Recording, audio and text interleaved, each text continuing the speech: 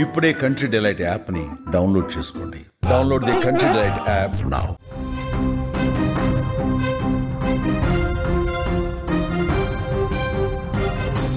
కీసరలోని ప్రేమ పెళ్లి kidnap episode లో కొత్త ట్విస్ట్ నెలకొంది. అబ్బాయి అమ్మాయి బంధువులే ప్రవీణ్ కు శ్వేత మరదలు వరుస అవుతుందని చెప్తున్నారు.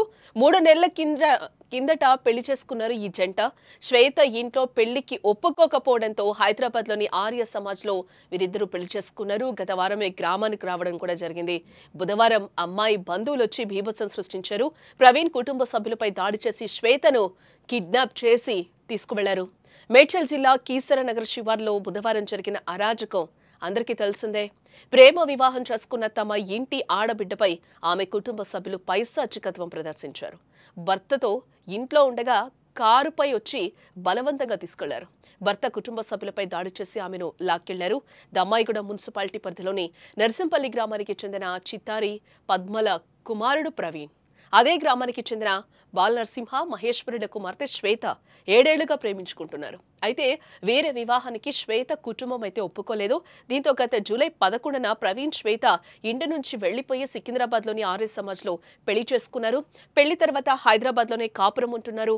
ఇద్దరు కన్నోళ్లు ఒకే గ్రామానికి చెందిన వారు కావడంతో పెద్దలు మనసు మార్చుకుంటారని శ్వేత ప్రవీణ్ భావించారు. ఇంతలో ప్రవీణ్ తండ్రి ఆరోగ్యం బాగలేకపోవడంతో సొంత ఊరు నర్సింపల్లికొచ్చారు.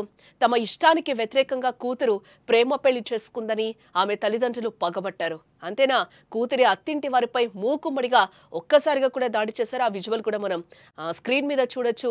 వాళ్ళందరూ కూడా శ్వేత ఫ్యామిలీ మెంబర్స్ అందరూ కూడా ప్రవీణ్ ఫ్యామిలీ మెంబర్స్ మీద ఏ విధంగా దాడి చేసి శ్వేతని కార్లో ఏ విధంగా లాక్కెళ్లారో కూడా అక్కడ సినీ ఫక్కీలో తీసుకెళ్లారు. అదంతా కూడా మనకి విజువల్లో కనిపిస్తుంది. అడ్డొచ్చిన కూతుర్ని బయటకు ఈడ్చుకుంటూ తీసుకొచ్చి ఆమె చేతులు కాళ్లకు తాళ్లు కట్టి కారులో పడేసి ఎత్తుకెళ్లిపోయారు. సినీ ఫక్కీలో జరిగిన ఈ కిడ్నాప్ కు సంబంధించిన సీసీటీవీ వీడియో ప్రస్తుతం వైరల్ గా మారింది. అయితే ఈ కేసులో ట్విస్ట్ కూడా బయటకు వచ్చింది. ఇప్పుడు వారిరువురు సొంత కుటుంబ సభ్యులని కూడా తెలుస్తోంది. శ్వేత ప్రవీణ్ కు మరదలే వరుస అవుతుందని కూడా బాధిత కుటుంబం చెప్తోంది. తమ వద్ద డబ్బు లేదనే కారణంతో పెళ్లికి నిరాకరించారని, ఇప్పుడు పెళ్లి చేసుకున్న తర్వాత కూడా దాడి చేసి ఆ అమ్మాయిని ఎత్తుకెళ్లిపోయారని కూడా భర్త ప్రవీణ్ ఆరోపిస్తున్నాడు. తన భార్యకు ప్రాణహాని ఉందని కూడా ఆరోపణలు చేస్తున్నాడు ప్రవీణ్. దీనిపై పోలీసులు చర్యలు తీసుకోవాలని, తన అత్తింటి వారిపై చర్యలు తీసుకోవడంతో పాటు శ్వేతను తన వద్దకు పంపించాలని కూడా ప్రవీణ్ డిమాండ్ చేస్తున్నాడు.